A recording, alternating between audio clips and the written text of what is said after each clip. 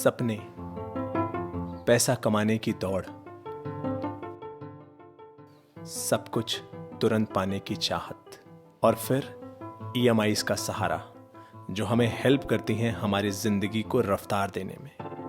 कई बार इन ईएमआईज़ से हमने ऐसी चीज़ें ली जिससे हमें खुशियाँ मिली, लेकिन कुछ ही समय में इन इजी मंथली इंस्टॉलमेंट का नाम बदल के हो जाता है कर्जा, loan.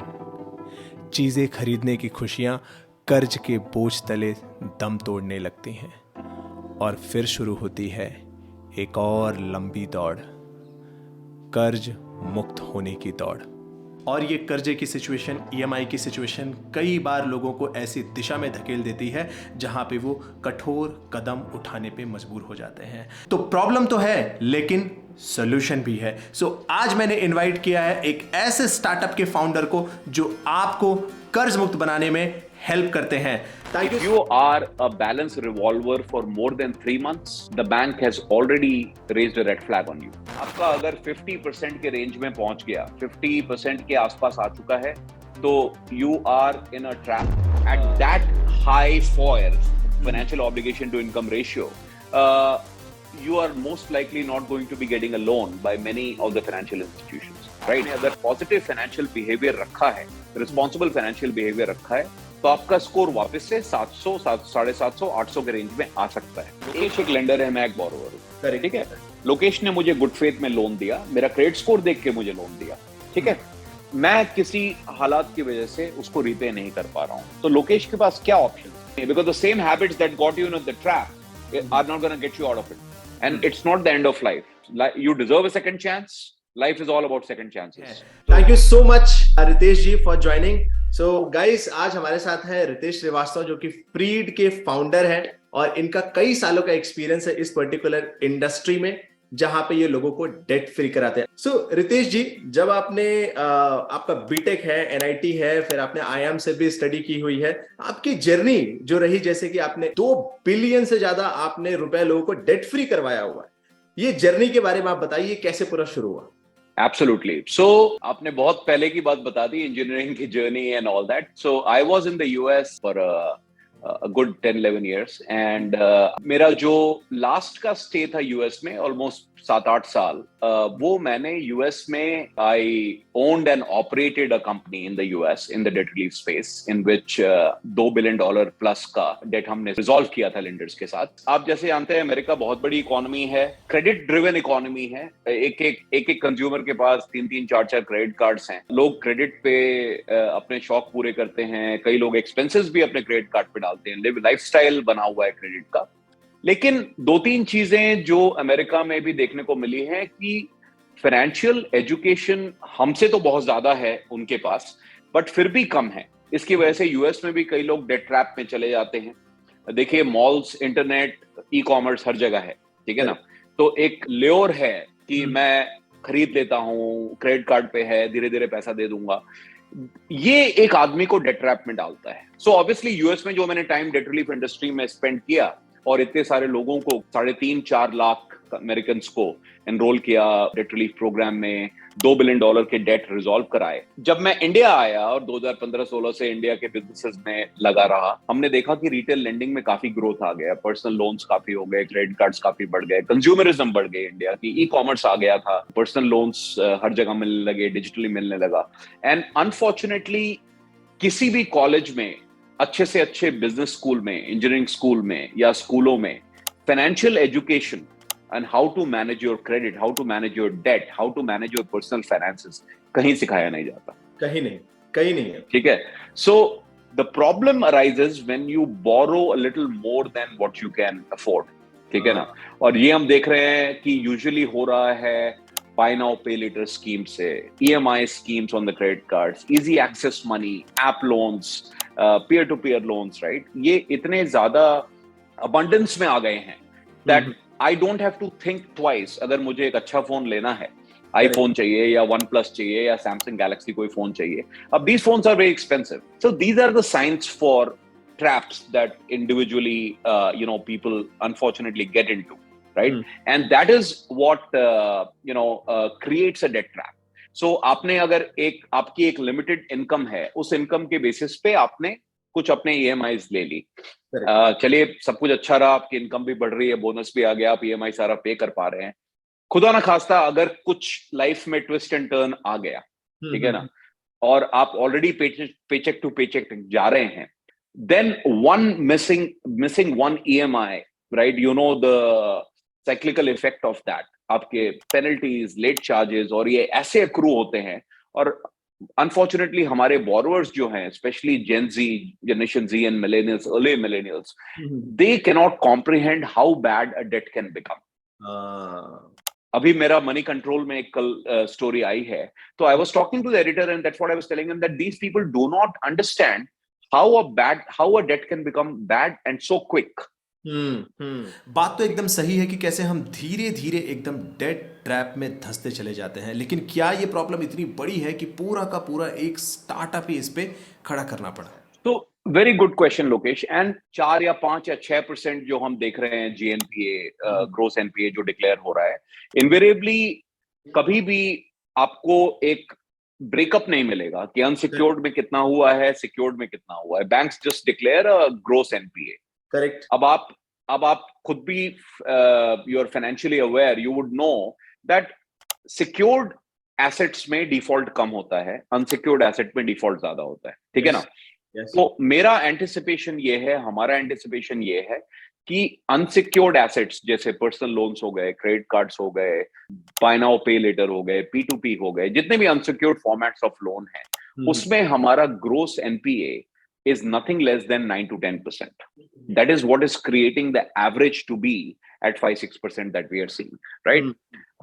So culmination of both the things that I discussed, right? That COVID brought upon an immediate stress. It uncovered, showed some cracks in the Indian economy.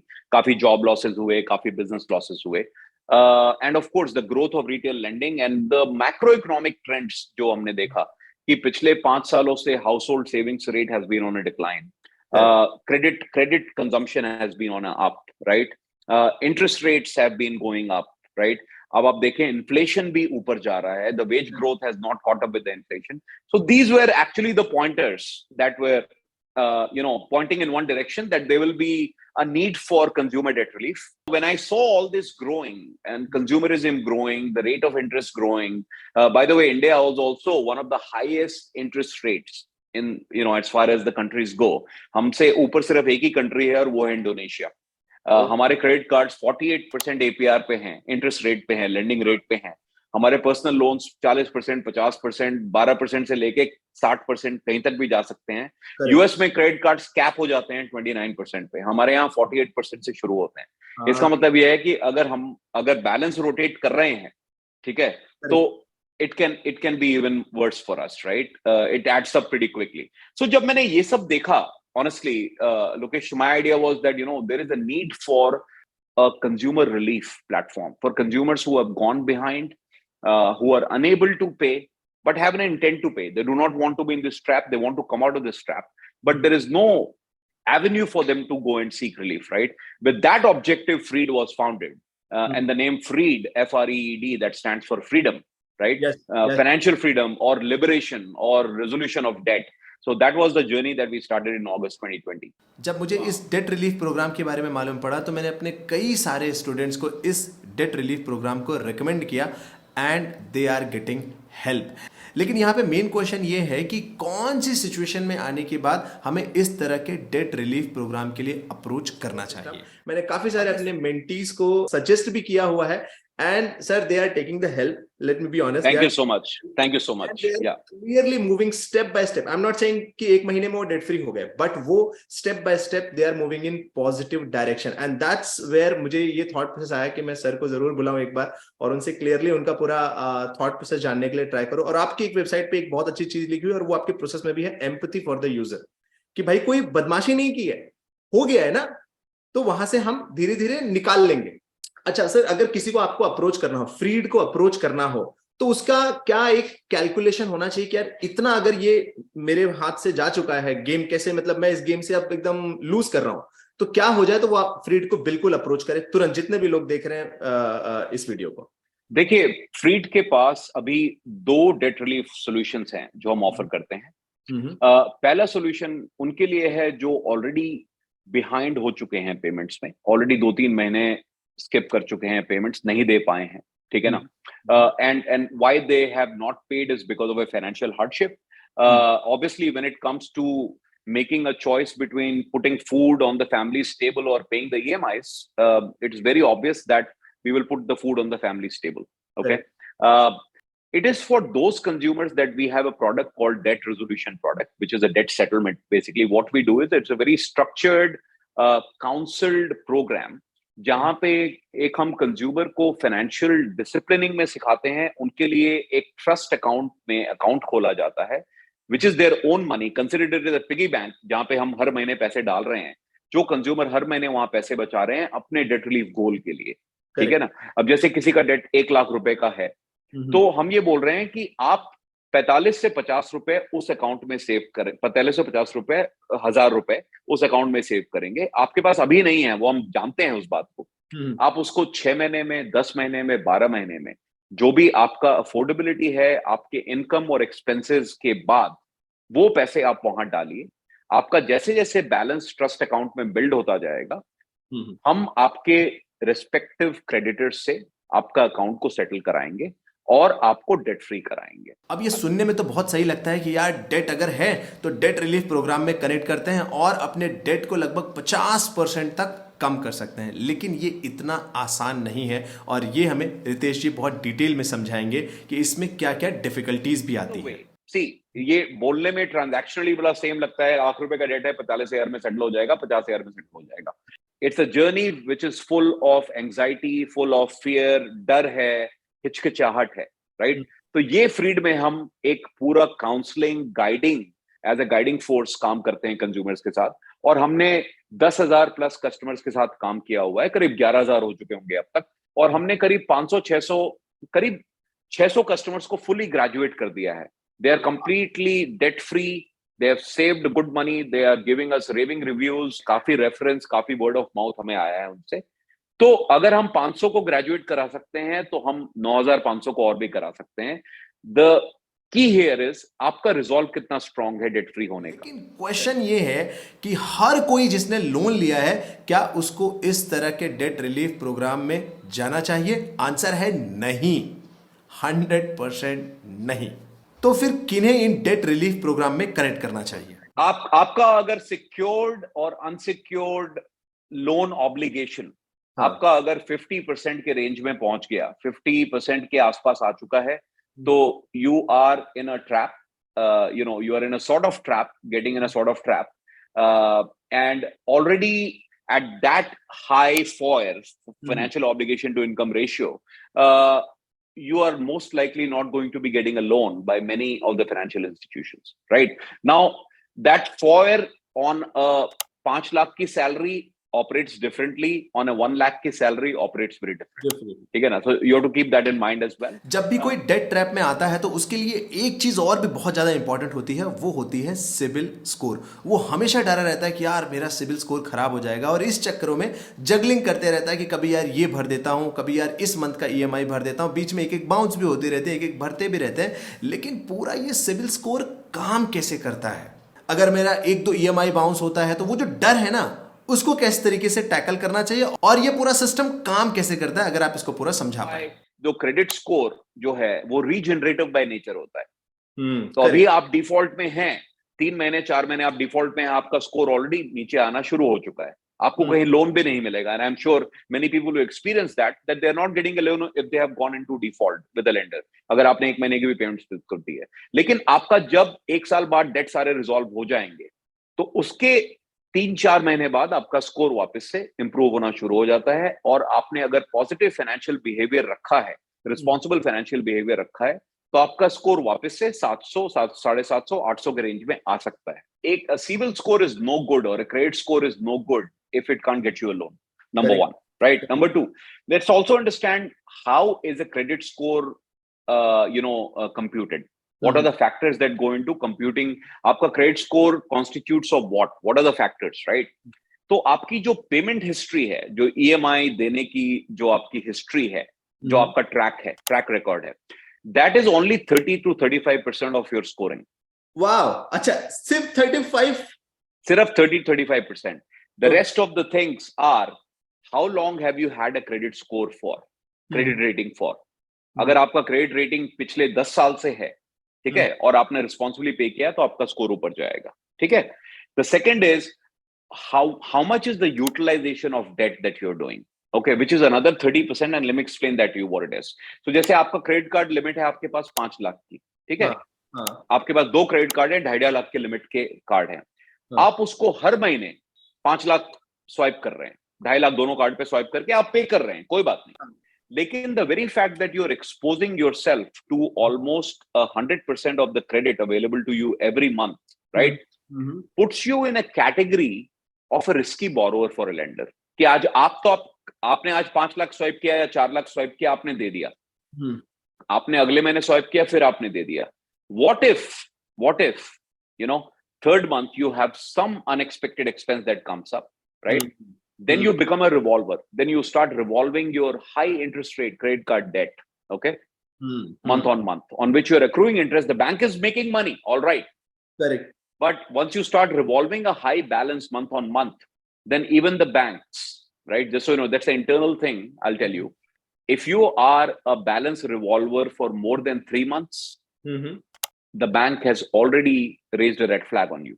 Oh, because you are very close to getting into default. So that your utilization, आप कितना आपका limit को utilise कर रहे हैं, that is another 30-35%.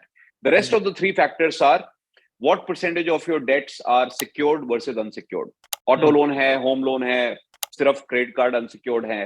तो अगर आपके पास सिक्योर्ड लोन भी हैं, तो आपका स्कोर थोड़ा इंप्रूव हो जाता है, क्योंकि आपने कोलैटरल के अगेंस्ट वो लोन लिया था और आपने उसको रिस्पॉन्सिबली पे किया है, मतलब you are a responsible borrower, ठीक है। The other is how many credit inquiries that you have, आप कितनी जगह लोन अप्लाई कर रहे हैं।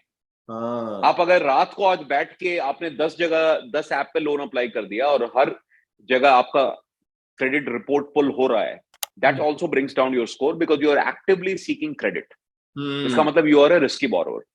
And the third, your age of the credit rating. So these 3 factors are only 35% of your score.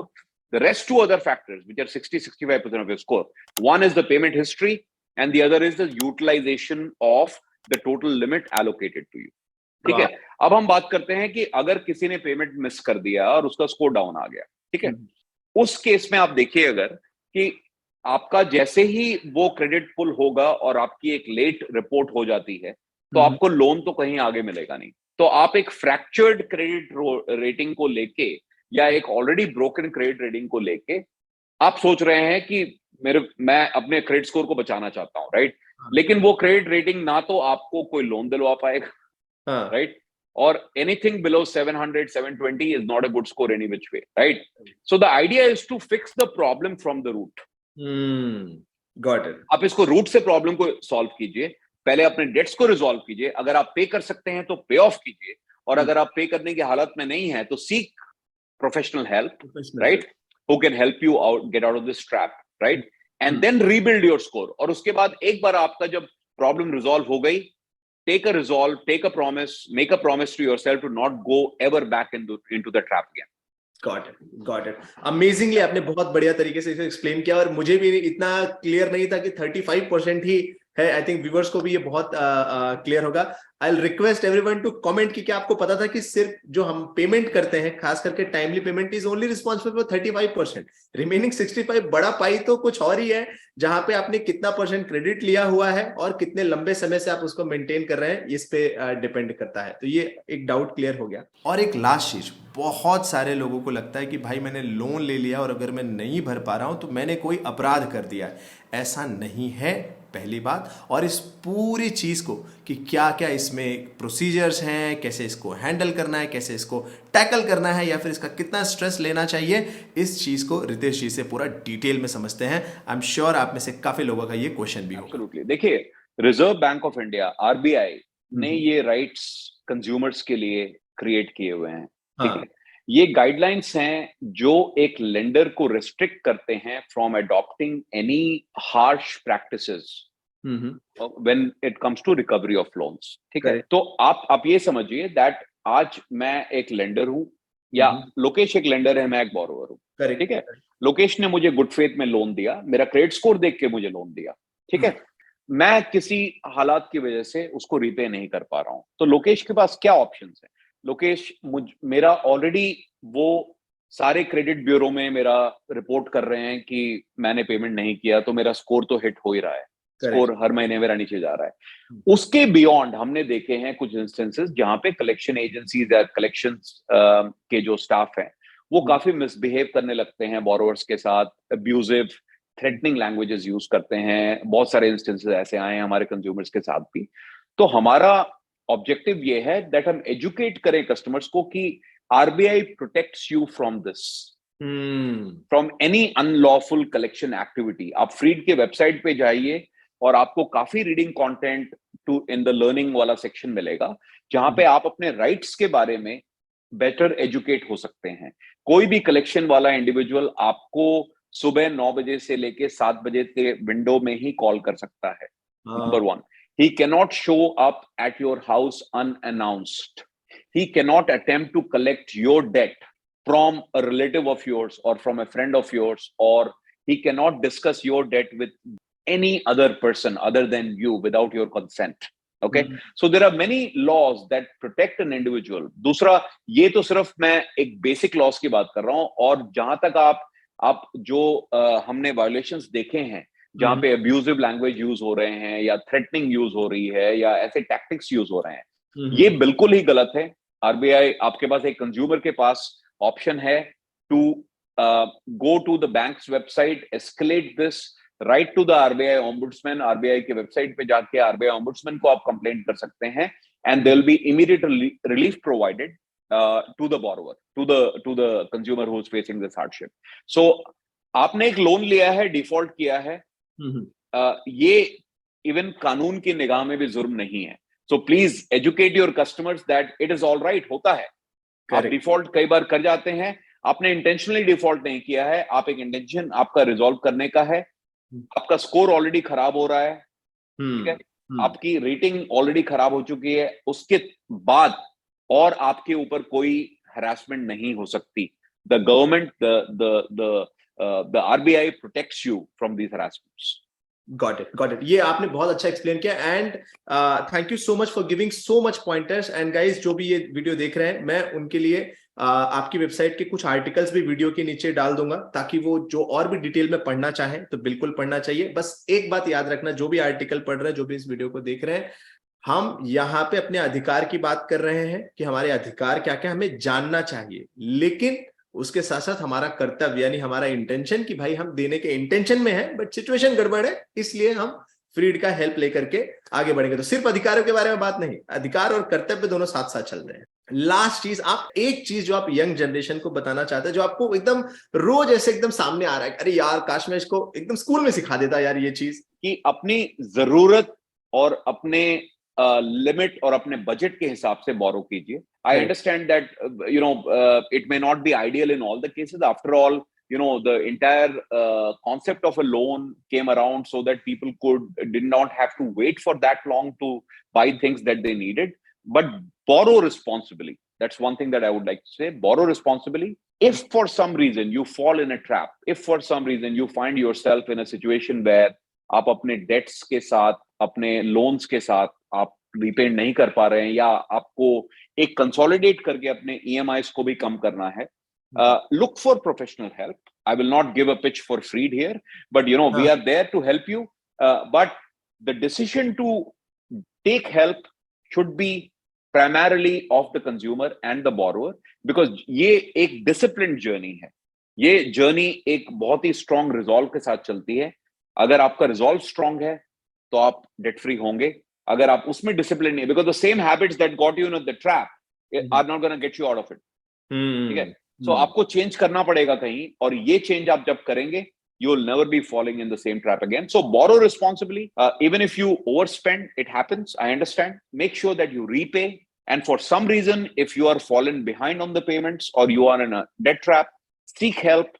इसका stigma मत बनाइए, it's okay to discuss.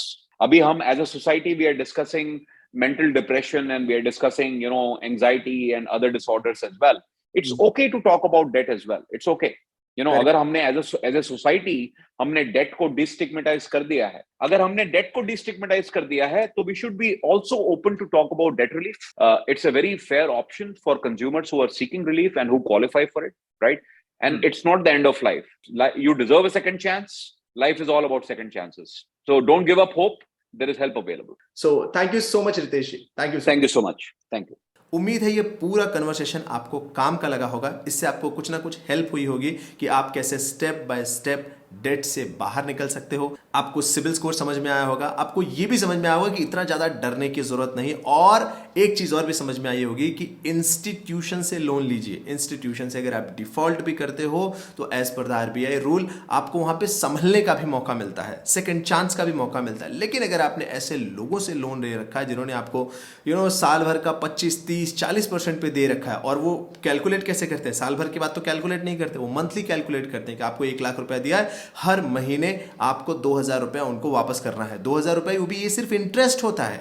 यानी कि 24% पे अगर आप ऐसा लोन उठा लेते हो तो आपके लिए बहुत मुश्किल सिचुएशन होगी. तो मेरा ये हम्बल रिक्वेस्ट होगा, ट्राई करो कि इंस्टीट्यूशन, फाइनेंशियल इंस्टीट्यूशन से ही लोन लेने का अगर आप लेते हो तो उधर ही ज्यादा आपका फोकस होना चाहिए. उसमें डिफॉल्ट करने का या फिर उसको एडजस्ट करने का, वहां पे इंप्रूव करने का चांस ज्यादा होता है. सो मिलते हैं नेक्स्ट वीडियो में. Thank you so much and जय हिंद.